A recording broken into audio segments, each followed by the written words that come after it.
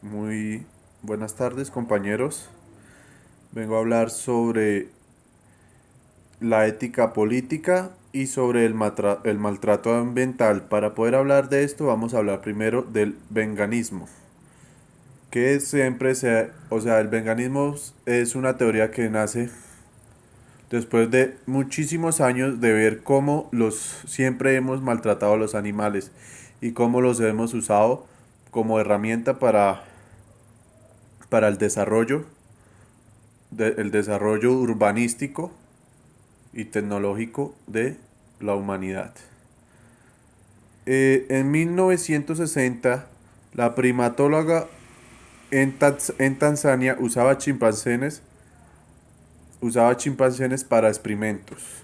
Las hormigas usan herramientas como trabajo en grupo y usan herramientas. Tienen emociones y todas las especies. Charles Darwin defiende, defiende siente placer, rabia y emoción, dolor y miseria. Lo que decía Charles Darwin también de los animales. Los animales no son autristas. Entonces, los animales no son una persona. Todo individuo que tenga emoción y todo individuo que con personalidad, todo individuo con forma de sentir tiene derecho a vivir y a ser garantizada su felicidad. O sea, más que todo, vengo a hablar de que todos los seres en este mundo tenemos todos los seres vivos tenemos derechos de igualdad. ¿Para qué? Para vivir en este mundo. ¿Qué lo da eso? Eso se llama la autoconciencia. La autoconciencia que afirmaba que merecen ninguna consideración por no poseer autoconciencia o ser irracionales. Siguen vivos los argumentos de los siglos después. O sea, la autoconciencia decía que los animales se afirmaba que no merecían poseer, no tenían, o sea, que no tenían conciencia por no tener autocontrol y ser irracionales. Durante muchos años, esta teoría se afirmó y se tuvo en cuenta. Es más, todavía en la actualidad se tiene en cuenta de que los animales no tienen autoconciencia, que no son racionales, que no entienden. Pero esto se ha desvirtuado porque se ha desvirtuado ya que los animales sí tienen conciencia. En caso contrario de la autoconciencia, no se puede precisar que no tenga autoconciencia, ya que los seres humanos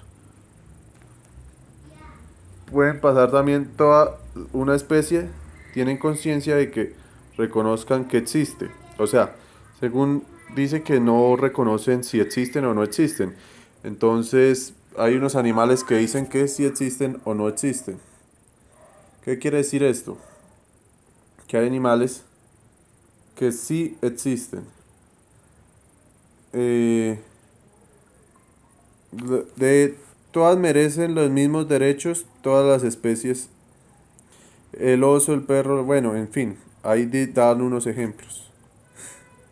Planear el futuro, o sea, todos que habían animales que no planean el futuro. Los animales no tienen lenguaje, según hay personas que dicen.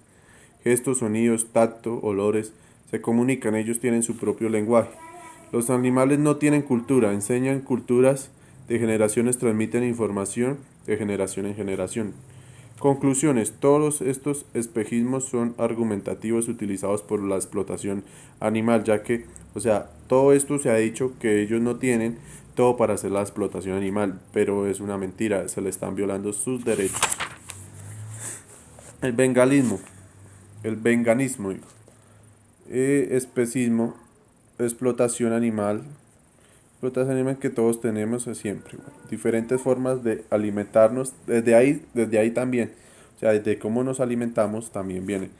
La historia nos ha contado cómo ellos quieren que se sepa, siempre ocultando la realidad y versificando a unos pocos y siempre mirando la tradición, costumbres y siempre pasando como, o sea, todo esto viene de cómo nos han criado a nosotros. de cómo nos han hecho ver la realidad. Lo neolítico, el periodo histórico que empieza la agricultura y domesticación de los animales, esclavitud animal. En el neolítico empieza la esclavitud. La católica, milítica, periodos históricos, escritura nace por el espejismo. Bueno, eso era lo que yo venía a hablar del, del maltrato animal y de cómo los hemos explotado durante todos los siglos y aún lo seguimos haciendo. Muchísimas gracias.